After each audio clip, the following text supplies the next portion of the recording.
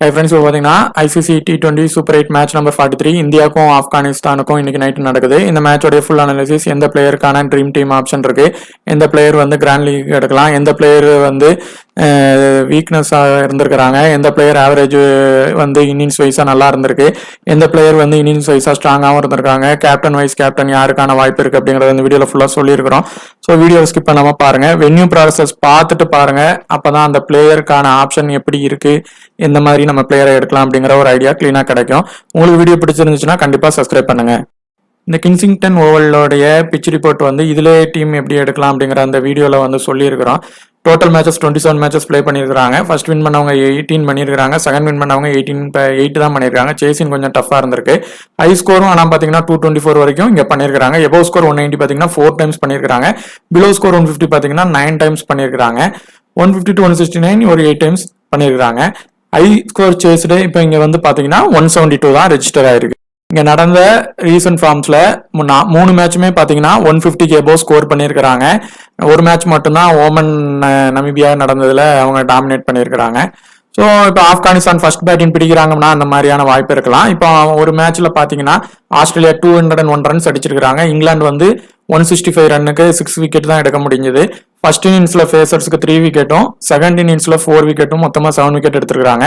ஸ்பின்னருக்கு first இன்னிங்ஸ்ல 3 விக்கெட்டும், second இன்னிங்ஸ்ல 2 விக்கெட்டும், மொத்தமா 5 wickets எடுத்திருக்காங்க. So ஒரு 180 190 கிட்ட போயிட்டாங்கன்னா சேசிங் டஃபா இருக்கு. மேக்ஸிமமா விக்கெட் ஃபால்ஸ் பாத்தீங்கன்னா ஸ்பின்னர்ஸ்க்கு 17 விக்கெட்ஸும், ஃபேசர்ஸ்க்கு 37 விக்கெட்ஸும் இருந்திருக்கு. ஃபர்ஸ்ட் இன்னிங்ஸ் ஸ்பின்னர்ஸ்க்கு 8ம், செகண்ட் இன்னிங்ஸ் ஸ்பின்னர்ஸ்க்கு 9 விக்கெட்டும் கிடைச்சிருக்கு. ஃபேசர்ஸ்க்கு வந்து விக்கெட் இங்க ஃபர்ஸ்ட் இன்னிங்ஸ்ல நிறைய கிடைச்சிருக்கு, செகண்ட் இன்னிங்ஸ்லயும் அதுக்கு ஈக்குவலா கிடைச்சிருக்கு. இவங்களுக்கான ஹெட் டு ஹெட் பாத்தீங்கன்னா இந்தியா 8 மேட்சஸ்ல 7 மேட்சஸ் வின் பண்ணி டாமினேட் பண்ணிட்டாங்க. ஒரு மேட்ச் வந்து ரிசல்ட் இல்லாம ஆயிருச்சு. ஆனா இந்த வென்யூவை பொறுத்தவரை இந்தியா 2 மேட்சஸ் பிளே பண்ணி 2 மேட்சஸும் லாஸ் ஆயிருக்காங்க. ஆப்கானிஸ்தான் ஒரு மேட்ச் பிளே பண்ணி அந்த ஒரு மேட்ச்ல லாஸ் ஆயிருக்காங்க. ஆனா அதெல்லாம் பாத்தீங்கன்னா கொஞ்சம் வருஷம் முன்னாடி நடந்த மேட்ச். ஸோ இந்த மேட்ச் வந்து மேக்சிமம் இந்தியா டாமினேட் பண்றதுக்கான வாய்ப்புகள் நிறைய இருக்கு. இந்தியாவுடைய பிளேன் மேக்ஸிமம் இதாக இருக்கும். ரோஹித் சர்மா, விராட் கோலி, சூரியகுமார் யாதவ், டூபே, ரிஷப் பண்ட், ஹார்திக் பாண்டியா, அக்ஷர் பட்டேல், ரவீந்திர ஜடேஜா, சிராஜ், அப்புறம் ஹர்ஷதீப் சிங், பும்ரா. மேபி ஏதாவது ஒரு ஸ்பின்ன ஃபாஸ்ட் பவுலரை வேணா எடுத்துட்டு அந்த இடத்துல குல்தீப் யாதவ் கொண்டு வருவாங்க. அப்படி கொண்டு வர்ற பட்சத்துல சிவம் டூபேக்கு பவுலிங் ஆப்ஷன் வேணும்னா ஃபாஸ்ட்ல கொடுக்க ட்ரை பண்ணுவாங்க. அப்படி கொண்டு வரதா இருந்தா இப்ப சிராஜுக்கு பதிலாக கூட கொண்டு வருவாங்க. ஆப்கானிஸ்தானுடைய பிளேன் மேக்ஸிமம் இதாக இருக்கும். குர்பாஸ், சார்டான், நைப், அப்புறம் உமர் சாய், நஜிபுல் சார்டான், முகமது நபி, கிரண் ஜான், ரஷித் கான். இதுல தான் முஜிபுர் ரஹ்மான் இல்லைன்னா நூர் அகமதுல ஒருத்தங்க சேஞ்ச் பண்ணுவாங்க. மற்றபடி மேக்ஸிமம் எல்லாமே பிளேன் 11 சேமா தான் இருக்கும். ஆப்கானிஸ்தானுடைய பவர் பிளேயர் ஓவர் யார் போடுறாங்கன்னா மேக்ஸிமம் ஃபருக்கி, நவீன் உல் ஹக், ரஷித் கான் மேக்ஸிமம் போட ஆரம்பிச்சிருவாரு. இந்தியா கூட போடும்போது விக்கெட் எடுக்கணும்னா அது மாதிரி உமர் சாய் பண்றாங்க. டெத் ஓவர் பாத்தீங்கன்னா நைப் போடுறதுக்கான வாய்ப்பு இருக்கு. ஸோ விக்கெட் எடுப்பாரு. அது மாதிரி நவீன் உல் ஹக், ஃபருக்கியும் முடிப்பாங்க. இன்பிட்வீன் ஓவர்ல மேபி நபி அந்த மாதிரி நூர் அகமது இவங்க வந்து அந்த இன்பிட்வீன் ஓவர்ஸை ஒரு 8 to 12 14 ஓவர்ஸ் வரைக்கும் அவங்க போட வாய்ப்பு இருக்கு. இந்தியாவை பொறுத்தவரை பாத்தீங்கன்னா ஹர்ஷதீப் சிங் வந்து பவர் பிளே ஓப்பன் ஸ்டார்ட் பண்றாரு. அவரும் சிராஜும். அடுத்து பாத்தீங்கன்னா பும்ரா, பாண்டியா வந்து பவர் பிளேல போடுறாங்க. ஆனா இந்த மேட்ச்ல மேபி பாத்தீங்கன்னா பவர் பிளேக்கு அடுத்து உடனே ஜடேஜா போடுறதுக்கான வாய்ப்பு நிறைய இருக்கு.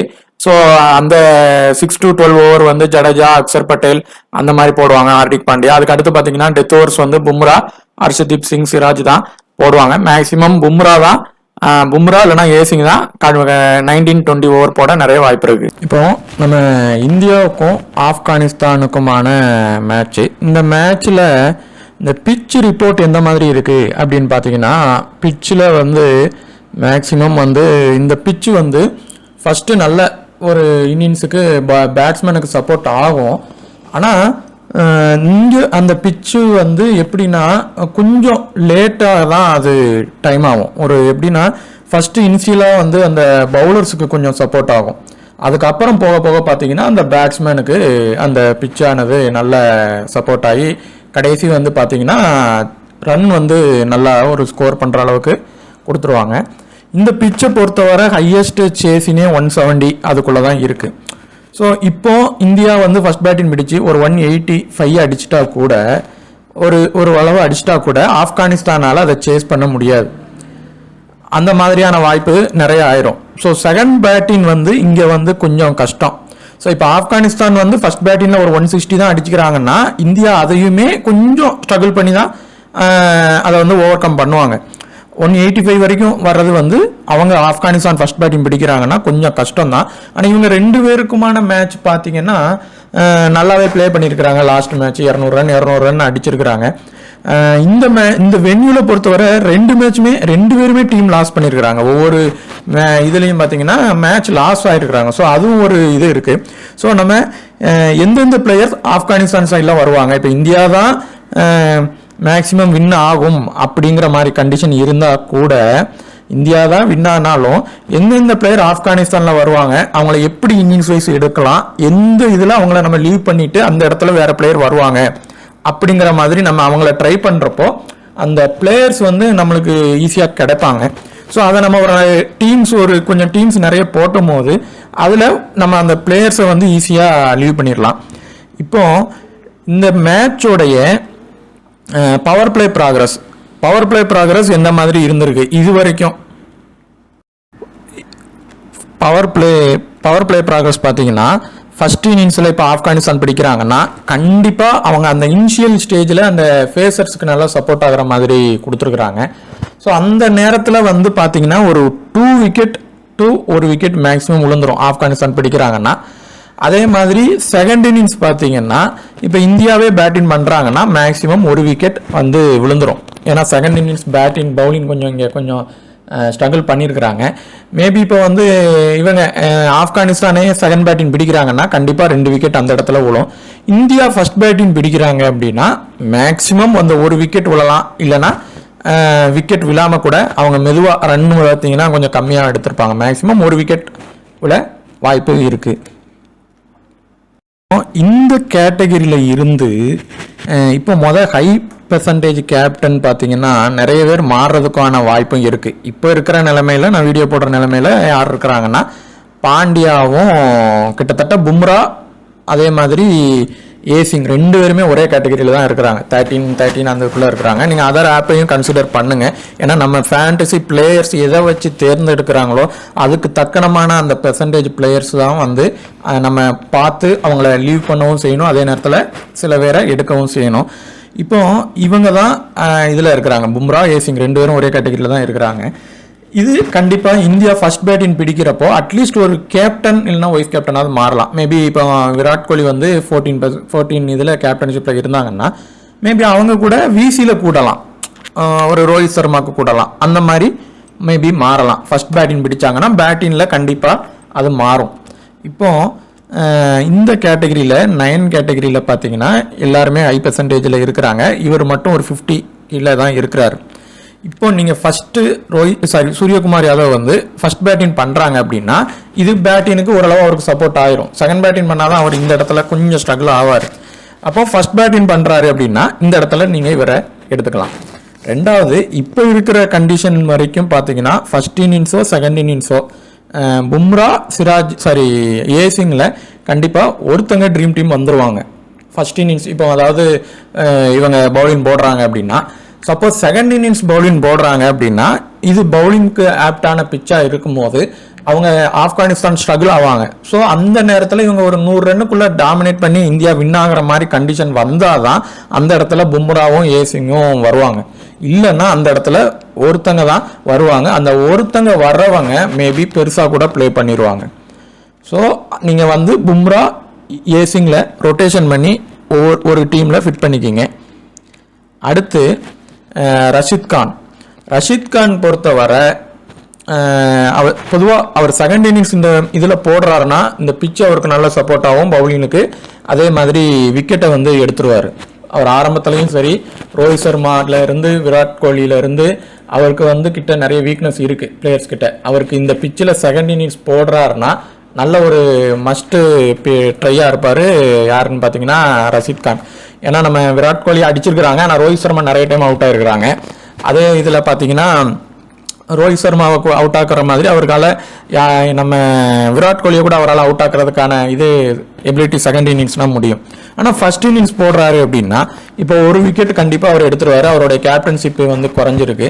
அதனால அவரோட இது வந்து பார்த்தீங்கன்னா அவருடைய பெர்ஃபார்மன்ஸ் கண்டிப்பாக நல்லாயிருக்கும். ஒரு 2 விக்கெட்டாவது எடுக்க வாய்ப்பு இருக்கும். ஆனால் என்ன விஷயம்னா இப்போ இதில் இந்தியா வின் ஆயிரும் அப்படின்னு உறுதியாக ஆகுது அப்படின்னா ரஷீத் கானால கண்டிப்பாக பேட்டிங்கும் பண்ணுவார். அவர் ஃபர்ஸ்ட் இன்னிங்ஸ்னாலும் சரி செகண்ட் இன்னிங்ஸ்னாலும் சரி. ஏன்னா அவர் கடைசியில் வருவார், ஒரு 20 ரன் டு 10 ரன் அடித்தா கூட அவர் ட்ரீம் டீம் வந்துடுவார். ஒரு விக்கெட் எடுத்துட்டாருன்னா ட்ரீம் டீம் வந்துடுவார். ஸோ இந்த கேட்டகரியில் இருந்து ஃபஸ்ட்டு நீங்கள் இவர் சூரியகுமார் யாதவ் எடுத்துக்கோங்க.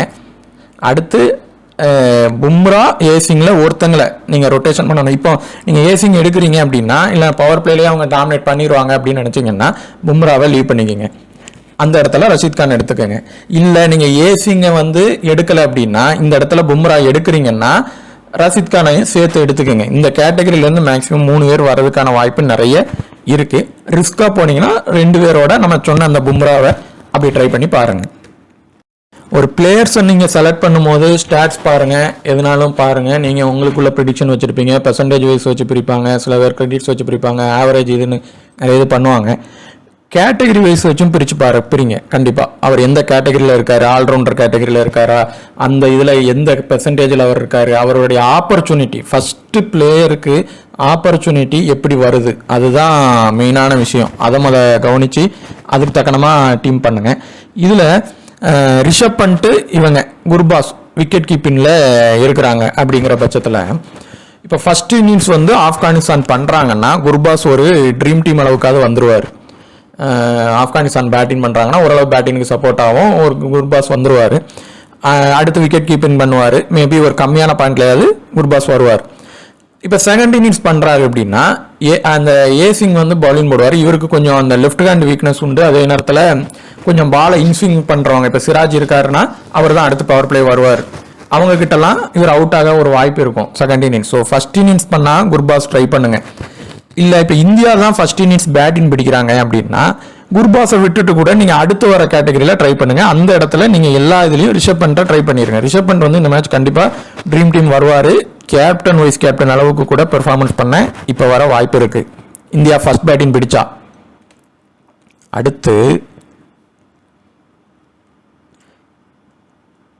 இப்போ இவங்க ரோஹித் சர்மா விராட் கோலியில் 2 பேரோட இது வந்து அதிகமாக தான் இருக்கு. கேப்டன்ஷிப் இதுவும் இருக்கு. அதே மாதிரி பிளேயருடைய த்ரெட்ஸ் பார்த்தீங்கன்னா யாருக்கு இருக்குன்னா பார்த்தீங்கன்னா நம்ம விராட் கோலி வந்து அந்த நவீன் உலக் பால் அவுட் ஆக ஒரு சில வாய்ப்பு இருக்கு. அந்த ஸ்டார்டிங் இனிஷியல் இன்ஸ்விங் ஆகிறதுல இவர் வந்து பார்த்தீங்கன்னா அந்த ஃபர்விக்கி பாலில் லெஃப்ட் ஹேண்டரில் ரோஹித் சர்மா அவுட் ஆக ஒரு சில வாய்ப்பு இருக்கு. ரஷீத் கான்ட்டையும் இருக்கு. ஸோ இப்போ இதில் இந்த கேட்டகரி வைஸ் பார்க்குறப்போ 2 பேருமே ஃபர்ஸ்ட் இன்னிங்ஸ் வந்து இவங்க டீம் கூட நல்லா ப்ளே பண்ணியிருக்கிறாங்க. 2 பேருமே நல்லா ப்ளே பண்ணியிருக்காங்க. ஸோ இந்த மாதிரி எல்லாம் ஒரே சிங்கில் இருக்குது. பெர்சன்டேஜும் ஒன்றா இருக்குது, கேப்டன் வைஸ் கேப்டனும் இப்படி இருக்குது, பிளேயரோட த்ரெட்டும் இனிஷியலில் இருக்கிறப்போ மேக்ஸிமம் இந்த இடத்துலேருந்து ஒருத்தங்க வருவாங்க, ஒருத்தங்க ஃபெயிலியர் ஆயிடுவாங்க. இதுதான் மேக்ஸிமம் நடக்கும். அப்படி 2 பேர் உள்ள வராங்க அப்படின்னா கேப்டன் வைஸ் கேப்டன் இவங்க வரவே மாட்டாங்க. அடுத்த கேட்டகரிக்கு அது போயிடும், வேற யாராவது தான் வருவாங்க. ஸோ இதில் இருந்து நீங்கள் ரிஸ்க்காக ஒருத்தரை ஒரு டீமில் வச்சு எடுங்க, இன்னொருத்தங்களை ரொட்டேஷன் பண்ணுங்கள். ரோஹித் சர்மாவுக்கு அந்த லெஃப்ட் ஹேண்ட் வீக்னஸ் இருக்குது. மேபி இந்த மேட்சை பொறுத்தவரை ஒரு சின்ன ஒரு டிப் என்னன்னா, குர்பாஸ் விராட் கோலியில் ஒருத்தங்க கண்டிப்பாக பெருசாக ப்ளே பண்ணிடுவாங்க. அது அட்லீஸ்ட்டு ஒரு ட்ரீம் டீம் தாண்டி ஒரு 50 பாயிண்ட் 60 பாயிண்டாவது எடுக்கிற அளவுக்கு ப்ளே பண்ணிடுவாங்க. ஆனால் அது குர்பாஸ் விராட் கோலியில் தான் அந்த ஆப்ஷன் இப்போதைக்கு இருக்குது. ஸோ நீங்கள் ஃபர்ஸ்ட் ஆப்ஷன் விராட் கோலிக்கு ட்ரை பண்ணுங்க. இந்த மேட்சை பொறுத்தவரை அவருடைய ஃபார்ம் கம்மியாக இருந்தாலும் இந்த இதில் இப்போ இது பண்ண வாய்ப்பு இருக்கு. ஸோ இவங்க 2 பேரில் ஒருத்தங்க பண்ண வாய்ப்பு இருக்கிறதுனால நீங்கள் விராட் கோலியை இந்த கேட்டகரியில் 2 பேரில் ட்ரை பண்ணுங்க. ரோஹித் சர்மா விராட் கோலியில். பாண்டியா பொறுத்தவரை ஃபர்ஸ்ட் பவுலிங் போடுறாரு. பாண்டியாவை பொறுத்தவரை இவருக்கு இந்த மேட்ச் நிறைய பவுலருக்கு ஆப்ஷன் வச்சிருக்கிறாங்க, இது பண்ணியிருக்கிறாங்க. ஹை பெர்சன்டேஜ் கேப்டனில் வேற இருக்காரு.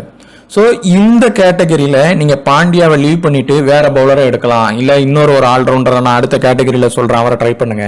அப்படி நீங்கள் பாண்டியா வேணும்னா நீங்கள் டீமில் எடுங்க. கேப்டன் வைஸ் கேப்டன் அளவுக்கு கொடுத்தா அவருக்கு ஆப்பர்ச்சுனிட்டி வருமானு பார்த்துக்குங்க. ஏன்னா டாப் பவுலர்ஸ் மற்றவங்க தான் போடுவாங்க. இந்த பிச்சில் ஸ்பின்னர்ஸுக்கு கண்டிப்பாக விக்கெட் கொடுப்பாங்க. இந்தியா செகண்ட் பவுலிங் போட்டா பாண்டியாவை விட செகண்ட் பவுலிங் ஸ்பின்னர்ஸுக்கு தான் நிறைய வாய்ப்பு கொடுப்பாங்க இந்த மேட்சை பொறுத்தவரை. ஸோ அதனால 2 ஓவர் to 3 ஓவர் போடுவார். மேபி ட்ரீம் டீம் வர ஒரு சின்ன வாய்ப்பு. அடுத்து ஃபர்விக்கியை பொறுத்தவரை இந்த மேட்ச் பொறுத்தவரை அவர் ஃபர்ஸ்ட் இன்னிங்ஸ் போட்டால் ஒரு விக்கெட்டுக்குள்ளே எடுக்கலாம். செகண்ட் இன்னிங்ஸ் போட்டாங்கன்னா அந்த பிச்சு கொஞ்சம் சப்போர்ட் ஆகும். ஸோ இவர் ஒரு 2 விக்கெட் வர செகண்ட் இன்னிங்ஸ் போட்டால் எடுப்பார். ஃபர்ஸ்ட் இன்னிங்ஸ் போட்டால் கொஞ்சம் லீவ் பண்ணி கூட ட்ரை பண்ணி பாருங்க. ஸோ இந்த கேட்டகரியில் இருந்து கண்டிப்பாக ஃபர்ஸ்ட் ஆப்ஷன் ரிஷப் பண்ட். இவரை ஃபர்ஸ்ட் இன்னிங்ஸ் பண்ணால் ட்ரை பண்ணுங்கள். அப்படி இல்லைன்னா இவரை விட்டுட்டு இந்த இடத்துல விராட் கோலியை ட்ரை பண்ணுங்கள். ரோஹித் சர்மாவை நீங்கள் ரொட்டேஷன் பண்ணி தான் ட்ரை பண்ணி பார்க்கணும். அவருடைய ஸ்டைல் வந்து என்னென்னா, இப்போ அவர் வந்து அக்ரெசிவ், எடுத்த உடனே அடிக்க தான் ஆரம்பிப்பார். விராட் கோலி வந்து அப்படி பண்ண மாட்டார். ஆனால் ரோஹித் சர்மா அடிக்க தான் ஆரம்பிப்பார். அதனால அவர் விக்கெட்டை லூஸ் பண்ண வாய்ப்பும் இருக்குது. அடுத்து பாண்டியா. ஸோ இந்த கேட்டகரியில இருந்து 2 to 3 பேர் கண்டிப்பாக ட்ரீம் டீம் வருவாங்க. இந்த கேட்டகரி பொறுத்தவரை சார்டானை பொறுத்தவரை அவர் வந்து சேசிங் கொஞ்சம் நல்லா பண்ணுறாரு ஃபர்ஸ்ட் பேட்டினை விட. ஆனால் குர்பாஸ் அதே மாதிரி ஆப்போசிட், ஃபர்ஸ்ட் இன்னிங்ஸ் நல்லா பண்ணுவார். ஸோ அந்த மாதிரி நீங்கள் அமைச்சுக்கிடணும். இப்போ இவர் சேசின் பண்ணலை, ஃபர்ஸ்ட் இன்னிங்ஸ் பண்ணாருன்னா அந்த இடத்துல குர்பாஸுக்கு இம்பார்ட்டன்ஸ் கொடுத்துட்டு இவரை கூட லீவ் பண்ணிக்கிங்க.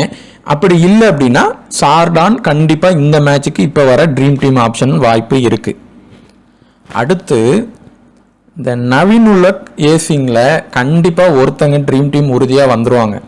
இப்போ வர ஃபஸ்ட்டு இது வந்து நவீன் உலக்குக்கு இருக்குது, ஃபர்ஸ்ட் இன்னிங்ஸ் போட்டால்.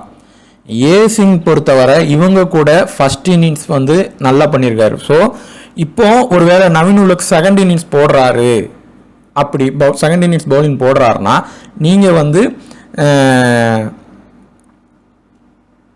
ஃபஸ்ட்டு ப்ரிஃபரன்ஸ் ஏசிங்குக்கு கொடுங்க. அதே மாதிரி நவீன் உலக் வந்து ஃபர்ஸ்ட் இன்னிங்ஸ் போடுறாரு அப்படின்னா, இப்போ ஃபர்ஸ்ட் இன்னிங்ஸ் நவீன் உலக் போடுறாருன்னா நவீன் உலக்கு ஃபர்ஸ்ட் இன்னிங்ஸ் ப்ரிஃபரன்ஸ் கொடுங்க. அதே மாதிரி ஏசிங் வந்து ஃபர்ஸ்ட் இன்னிங்ஸ் போட்டால் ஏசிங்கு கொடுங்க. இது இப்படி இப்போ ஒருவேளை நவீன் உலக் செகண்ட் இன்னிங்ஸ் தான் பவுலிங் போடுறாருன்னா நீங்கள் ஃபர்ஸ்ட் ப்ரிஃபரன்ஸ் ஏசிங்குக்கு ட்ரை பண்ணுங்க.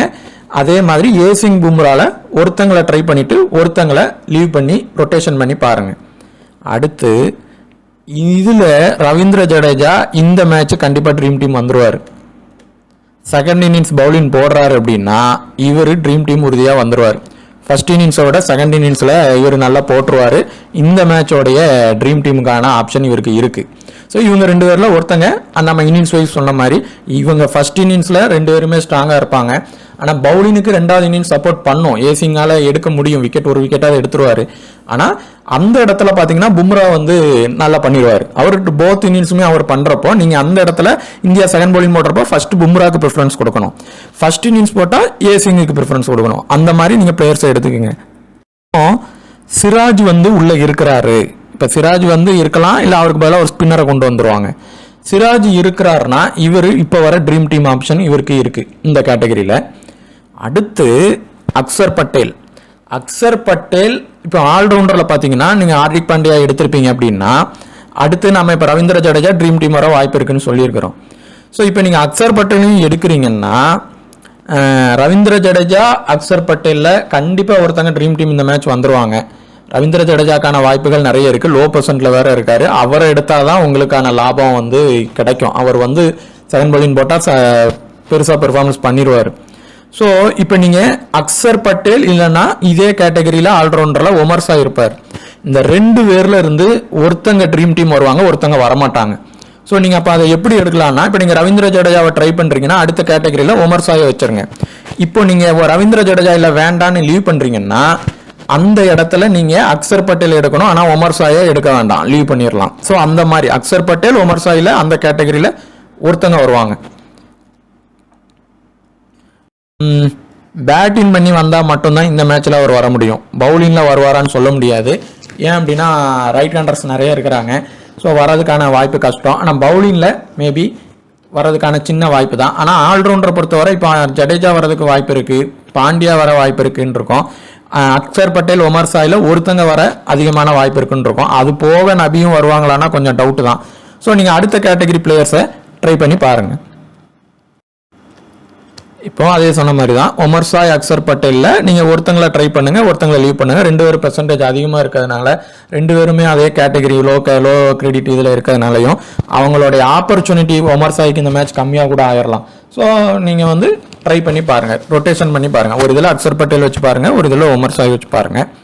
டூபேயை பொறுத்தவரை பேட்டிங் பண்ணி மட்டும்தான் அவர் வருவார். செகண்ட் இன்னிங்ஸ் பண்ணால் அவருக்கு வாய்ப்பு வர்றதே சந்தேகமாயிரும். ஃபர்ஸ்ட் இன்னிங்ஸ் பண்ணால் வேணால் விக்கெட் போனால் அவர் இறங்குவார். ஸோ இந்த இடத்துல நீங்கள் டூபேயை விட இந்த நைபை ட்ரை பண்ணிடுங்க. அதான் பெஸ்ட்டு. ஏன் அப்படின்னா அவர் லோ பெர்சன்ட்ல இருக்கிறாரு, பவுலிங் வேற போடுறாரு. இப்போ இந்தியா ஃபர்ஸ்ட் பேட்டிங் பிடிச்சா கண்டிப்பாக இவருக்கு பவுலிங் ஆப்ஷன் கொடுத்துருவாங்க. கண்டிப்பாக ஒரு 1 விக்கெட் எடுத்துட்டு ஒரு டீமில் போய் இவர் வந்து நல்ல ஒரு ஹிட்ரு, நம்ம இந்தியாவுடைய 200 ரன்ஸை வந்து அழகாக சேஸ் பண்ணி அவங்களுக்கு அந்த ஸ்கோரை லெவல் பண்ணுறதுக்காக நிறைய இது பண்ணாங்க. சூப்பர் ஓவர்லேயும் அடிச்சு கொடுத்தாங்க. ஸோ இவருடைய இது 2 டைம் 50 வேற பண்ணியிருக்காரு. ஸோ இந்த பேட்டிங் கேட்டகரியில் ஃபஸ்ட்டு நீங்கள் எடுக்க வேண்டிய ஆளை இந்த மேட்சை பொறுத்தவரை நைப் தான். ஒரு வேளை பேட்டிங்கில் ஃபெயிலியர் ஆகிட்டாருனாலும் பவுலிங்கில் உங்களுக்கு விக்கெட் எடுத்து கொடுத்து ட்ரீம் டீம் வந்துடுவார். ஸோ இந்த கேட்டகரியில் ஃபஸ்ட்டு நீங்கள் செலக்ட் பண்ண வேண்டிய ஆளே நைப் தான். நைப். அடுத்து உமர் சாய் பட்டேலில் நீங்கள் ஒருத்தங்களை எடுத்தால் போதும். அடுத்து குல்தீப் யாதவ் இந்த மேட்சுக்கு உள்ளே கொண்டு வராங்க அப்படின்னா செகண்ட் இன்னிங்ஸ் பவுலிங் பண்ணால் கேப்டன் வைஸ் கேப்டன் கொடுத்து ட்ரை பண்ணுங்க. ஃபர்ஸ்ட் இன்னிங்ஸ் போடுறாரு அப்படின்னா ஒரு டீமில் எடுங்க போதும்.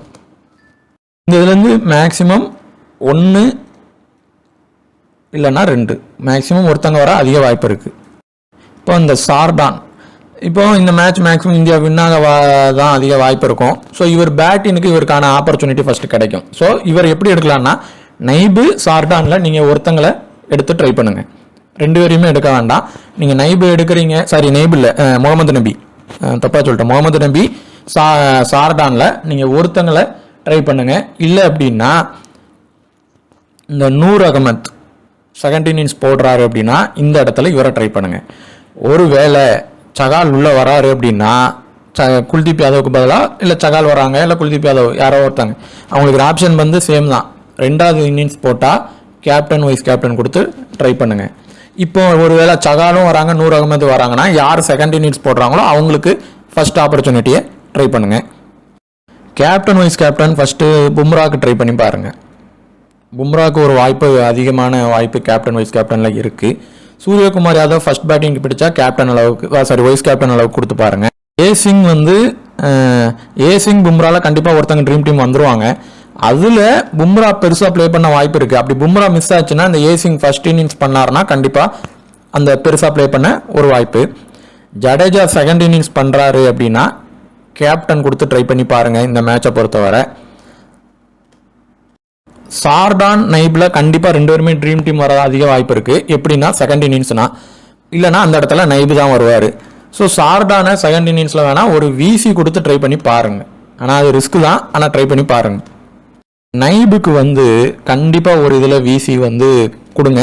காம்பினேஷனாக மாற்றி மாற்றியும் கொடுத்து பாருங்கள். இப்போ சப்போஸ் ஒரு இதில் நீங்கள் இவருக்கு கொடுக்குறீங்கன்னா அதே இதில் வேற ஒரு இந்தியன் பிளேயரை கொடுத்து ட்ரை பண்ணி பாருங்கள். இவர் வர்றதுக்கான வாய்ப்பு நிறைய இருக்குது. குல்தீப் யாதவ் உள்ளே வராரு அப்படின்னா செகண்ட் இன்னிங்ஸ் பார்த்தா கண்டிப்பாக கேப்டன் அளவுக்கு கொடுத்து பாருங்க. இப்போ 2 பேருமே ரவீந்திர ஜடேஜாவும் இருக்காங்க, குல்தீப் யாதவும் இருக்கிறாங்க. அப்படி ஒரு கண்டிஷன் வருதுன்னா ஃபர்ஸ்ட் ப்ரிஃபரன்ஸ் குல்தீப் யாதவ் கொடுங்க. செகண்டு டீமில் ஜடேஜா எடுத்துக்கிடுங்க. ஆனால் 2 பேரும் கேப்டன் வைஸ் கேப்டன் அளவுக்கு வரமாட்டாங்க. ஆனால் பாயிண்ட்ஸ் எடுத்துருவாங்க ட்ரீம் டீம் அளவுக்கு. ஆனால் பாயிண்ட்ஸ் செகண்ட் இன்னிங்ஸில் எடுத்துருவாங்க. அதே மாதிரி இந்த மேட்சை பொறுத்தவரை குர்பாஸ் விராட் கோலியில் ஒருத்தங்க கண்டிப்பாக பெர்ஃபார்மன்ஸ் பண்ணுவாங்க நல்லா. நீங்கள் விராட் கோலிக்கு ஒரு வைஸ் கேப்டன் கொடுத்து ட்ரை பண்ணி பாருங்கள், இல்லை கேப்டன் கொடுத்து ட்ரை பண்ணி பாருங்கள் ஃபர்ஸ்ட் இன்னிங்ஸ் பிடிச்சா மட்டும். ஸோ இந்த 2 பேரில் ஒருத்தங்க பெர்ஃபார்மன்ஸ் பண்ணுவாங்க. ஆனால் ஃபர்ஸ்ட் இன்னிங்ஸில் வாய்ப்பு இருக்குது. இப்போ குர்பாஸ் பிடிச்சாரா, குர்பாஸுக்கு ஃபர்ஸ்ட் இன்னிங்ஸ் கொடுங்க. இல்லை விராட் கோலி பிடிக்கிறாங்களா அவங்களுக்கு கொடுங்க. ஆனால் ரிஷப் பண்ட்டுக்கு கண்டிப்பாக இந்த மேட்சை பொறுத்தவரை கேப்டன் வைஸ் கேப்டனுக்கான வாய்ப்பு நிறைய இருக்குது. அது ஃபர்ஸ்ட் இன்னிங்ஸ்னாலும் சரி, செகண்ட் இன்னிங்ஸ்னாலும் சரி. ஆனால் ஃபர்ஸ்ட் இன்னிங்ஸ்னா கண்டிப்பான வாய்ப்பு இருக்குது. செகண்ட் இன்னிங்ஸ்னா ஒரு நல்ல பாயிண்ட் எடுக்க வாய்ப்பு இருக்குது. ஒரு விசி அளவுக்கு வந்துருவாராங்கிறது ஒரு டவுட்டு தான். ஏன் அப்படின்னா இப்போ இந்தியா டாமினேட் பண்ணிட்டாங்க அப்படின்னா அவருக்கான பவுலிங் ரன் எடுக்க ஆப்ஷன் இருக்காது. ஆனால் ஃபர்ஸ்ட் இன்னிங்ஸ்னா அது இருக்கும். ஸோ அதை வச்சு நீங்கள் வந்து எடுத்துக்கிடணும். பாண்டியா வந்து ஒரு ட்ரீம் டீம் வந்துருவாங்க. அவருக்கு ஆப்பர்ச்சுனிட்டி கம்மியாக இருக்கிறதுனால கேப்டன் வைஸ் கேப்டன் அளவுக்கு வருவாராங்கிறது ஒரு டவுட்டு. அதே மாதிரி 50%க்கு கீழே மேக்ஸிமம் 4 to 5 பேர் எடுத்துக்கோங்க. நம்ம சொன்ன லோ பிளேயர்ஸை அந்த இன்னிங்ஸ் வைஸ் ரொட்டேஷன் பண்ணி பாருங்கள். அதேமாதிரி இந்த பிளேயர்ஸுக்கு பதிலாக அந்த பிளேயர்ஸை டீம் வைஸாகவும் எடுத்து பாருங்கள். உங்களுக்கு இந்த வீடியோ பிடிச்சிருந்துச்சுன்னா மறக்காமல் சப்ஸ்கிரைப் பண்ணுங்கள். தேங்க்யூ.